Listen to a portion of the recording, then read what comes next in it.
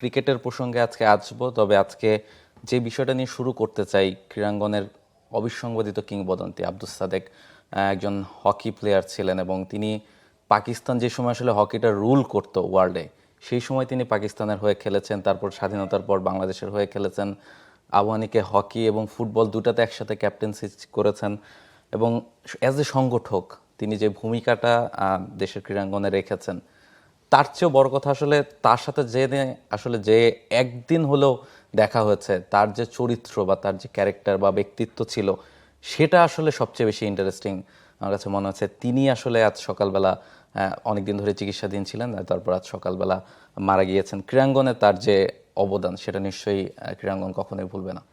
কখনোই ভুলবে না। এবং আপনি যেমনটা শুরু করছিলেন ঠিক সেটা রেশ ধরেই বলতে হয়। পুরো বাংলাদেশের প্রত্যেকটা জায়গা থেকে তাকে আজকে যেভাবে শ্রদ্ধার সঙ্গে স্মরণ করা হচ্ছে, সেটাই বলে দিচ্ছে যে তার ক্যারিয়ারটা কেমন ছিল।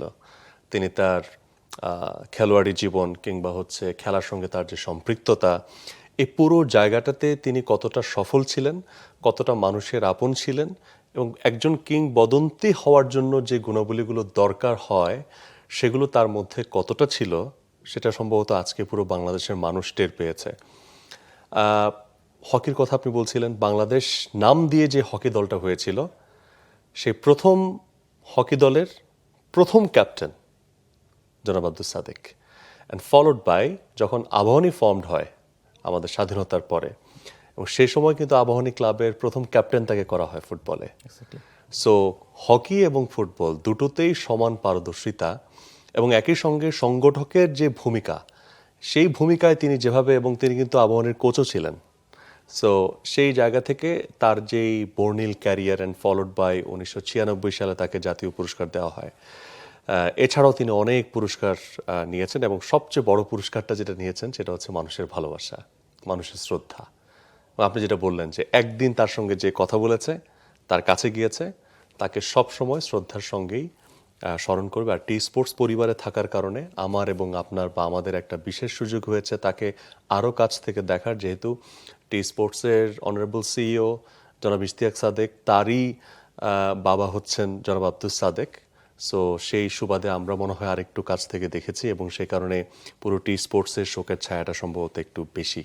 অ্যাবসলিউটলি সালাম, আপনি যেটা বলছিলেন যে তার ক্যারিয়ারে তিনি আসলে অনেক কিছু অ্যাচিভ করেছেন, স্পোর্টিং ক্যারিয়ার থেকে শুরু করে অ্যাজ এ সংগঠক তিনি আসলে অনেক কিছু অ্যাচিভ করেছেন। তবে আলটিমেটলি আপনি যেটা বলছিলেন যে মানুষের ভালোবাসাটা তিনি পেয়েছেন, সেটা আজকে সারাদিন ধরে আমরা দেখছি যে মানুষজন কিভাবে তার এই মৃত্যুতে কিভাবে পুরো ক্রীড়াঙ্গনে শোকের ছায়া নেমে এসেছে এবং মানুষজন তাকে আসলে কতটা আপন করে নিয়েছিল। সেই আপন একজন মানুষ আমাদের কাছ থেকে চলে গেছে। নিশ্চয়ই তিনি ওপারে অনেক বেশি ভালো থাকবেন এবং তাকে নিশ্চয়ই আমরা সবসময় মনে রাখবো। আসলে এছাড়া, মনে না রাখা ছাড়া নিশ্চয়ই কোনো উপায় নেই।